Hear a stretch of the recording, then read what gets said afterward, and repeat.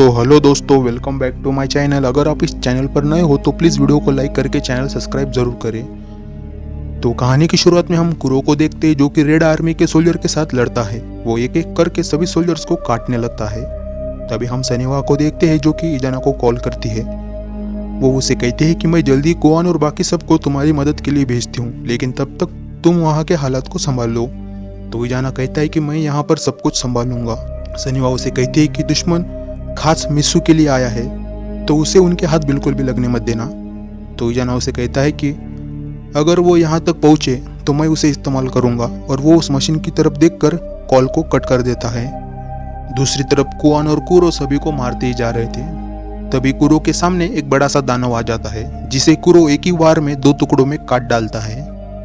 वहाँ पर करूटा भी आ जाता है, मगर कुआन और कुरो ने सबको पहले ही मार दिया होता है। जिसके बाद हम सनीवा को देखते हैं जो कि सबको बेस की तरफ जाने के लिए बोलती है, और वो सब लोग बेस की तरफ जाने लगते हैं। उसके बाद हम बेस पर कुछ लोगों को देखते हैं जो कि रेड आर्मी के सोल्जर्स को ढूंढ रहे थे। तभी वहां पर कमांडर आ जाता है जो कि अपनी पावर से उन सबको वायर्स में जकड़ लेता है और उन सभी को मार देता है। इजाना सभी को ब्लॉक 44 की तरफ जाने के लिए कहता है, तो सभी लोग ब्लॉक 44 की तरफ भागने लगते हैं।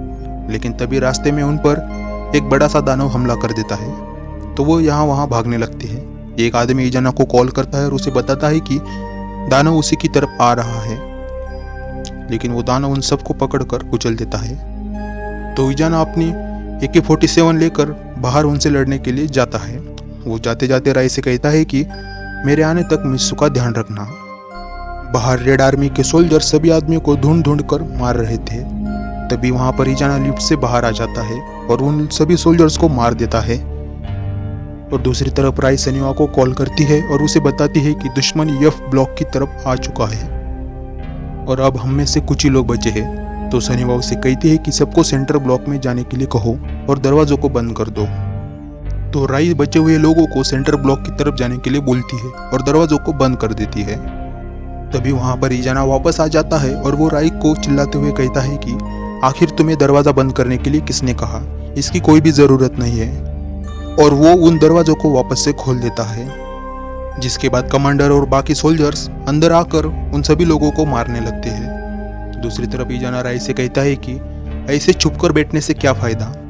अगर आज हम इनसे बच भी गए तो क्या भरोसा है कि कल हम इनसे जीत जाए? और वो राय को पकड़कर बाहर फेंक देता है और उस मशीन के पास जाकर उस मशीन को ओपन कर देता है, जिसके अंदर खून से भरा एक गोला होता है, जिसे देखकर वो मुस्कुराने लगता है। राय सनीवा को कॉल करती है और उसे बताती है कि इजाना पागल हो चुका है। उसने दरवाजों को खोलकर दुश्मन को अंदर आने दिया और वो अब मित्सू का इस्तेमाल करने वाला है। तो कुरो उन दोनों की बातों को सुन रहा था। तो कुरो सनीवा से कहता है कि आखिर ये मित्सू है क्या? तो सनीवा उसे बताती है कि मित्सू हमारा कलेक्ट किया हुआ खून है। तो कुरो उसे कहता है कि आखिर ये किसका खून है? कहीं ये खून कुरो मित्सू का तो नहीं? तो सनीवा उसे कहती है कि हाँ, उसी का खून है। उसके बाद हम इजाना को देखते हैं जो कि उस खून को अपने अंदर डालने की तैयारी कर रहा था। सनीवा इजाना को कॉल करती है और उसे कहती है कि प्लीज़ उसे उसका इस्तेमाल मत करो, लेकिन वो उसकी बातों को नहीं सुनता और वो कहता है कि इस खून में काफ़ी सारी शक्तियाँ हैं। दुश्मन इसका इस्तेमाल करे इससे पहले मैं ही इसका इस्तेमाल कर लेता हूँ। और उसके बाद वो उस खून को अपने अंदर डाल लेता है। उसके बाद हम सनीवा को देखते हैं जो कि कंट्रोल रूम की तरफ आ रहे थे। तभी उन पर एक दानव हमला कर देता है जिससे वो लड़ने लगते हैं। दूसरी तरफ हम राय को देखते हैं जो कि रेड आर्मी के सोल्जर से छुपकर बैठी होती है। तभी कंट्रोल रूम के पास कमांडर और बाकी सोल्जर आ जाते हैं और वो दरवाजे को तोड़कर अंदर चले जाते हैं। तो अंदर इजाना बैठा होता है। उसे देखकर कमांडर कहता है कि आखिरकार तुमने मित्सू का इस्तेमाल कर ही लिया। तो इजाना हंसता है, लेकिन तभी उसकी बॉडी में कुछ बदलाव होने लगते हैं। तो कमांडर उसे कहता है कि तुम्हें ऐसा बिल्कुल भी करना नहीं चाहिए था, क्योंकि मित्सू का खून हर किसी को सूट नहीं करता। और यहाँ इजाना की बॉडी फूलकर फट जाती है।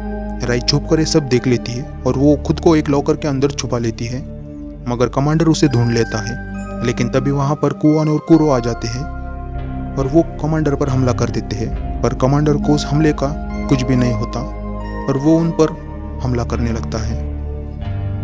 कुआन और कुरो उसके हमलों को बड़ी मुश्किल से डॉज करने लगते हैं। इनों में काफ़ी खतरनाक फाइट चलती है वहाँ पर कुरो के हमले का कमांडर पर कुछ भी असर नहीं हो रहा था, मगर कमांडर अपने पावर से उन पर लगातार हमले करते ही जा रहा था।